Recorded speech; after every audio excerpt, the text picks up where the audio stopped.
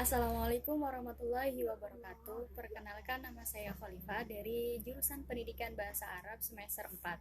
Pada kesempatan kali ini saya akan mencoba menjelaskan materi tentang metode Sam'iyah Syafawiyah.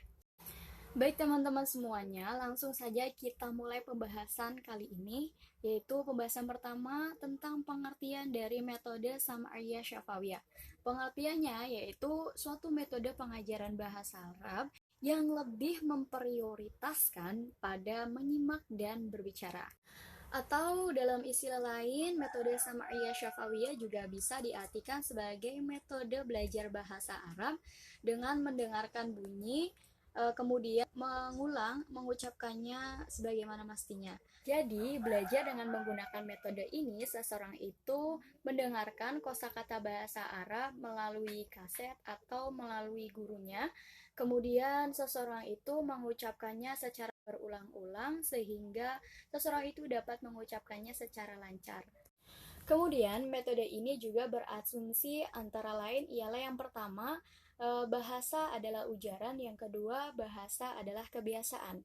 Yang pertama, bahasa adalah ujaran, maka dalam pengajaran bahasa ini harus dimulai dengan cara memperdengarkan bunyi-bunyi bahasa lalu mengucapkannya kembali.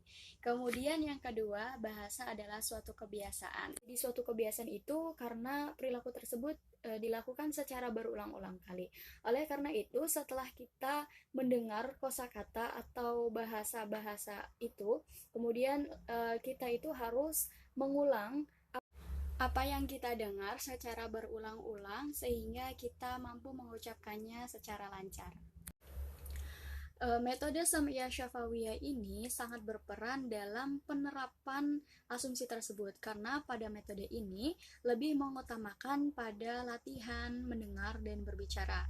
Lalu metode Sam'iyah Syafawiyah ini dapat diterapkan dengan menggunakan media pembelajaran berupa tape recorder, kemudian menggunakan CD, lalu menggunakan kaset, dan sebagainya. Baik, pembahasan selanjutnya yaitu mengenai karakteristik dari metode Sam'iyah Syafawiyah itu sendiri ada 5. Yang pertama yaitu pada metode ini mempunyai rangkaian pembelajaran yang sistematis, yaitu dimulai dari menyimak, ke mendengarkan, kemudian membaca dan menulis. Kemudian yang kedua adalah keterampilan menulis. Dia ajarkan sebatas pada pola kalimat dan kosakata yang sudah dipelajari secara lisan. Lanjut ke yang ketiga, yaitu pada metode ini sebisa mungkin menghindari pada penerjemahan bahasa. Lalu karakteristik yang keempat itu adanya penekanan pada peniruan, hafalan, asosiasi, dan analogi.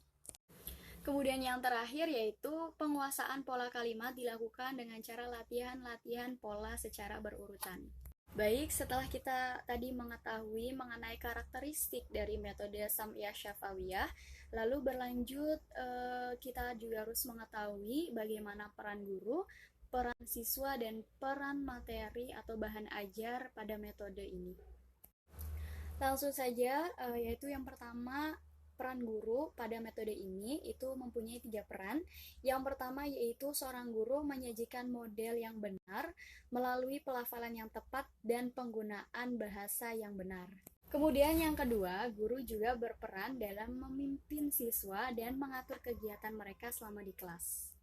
Kemudian peran guru yang terakhir yaitu memantau pelafalan siswa, lalu memperbaiki apabila ada kesalahan dari siswa tersebut, kemudian mengadakan evaluasi dari kinerja mereka.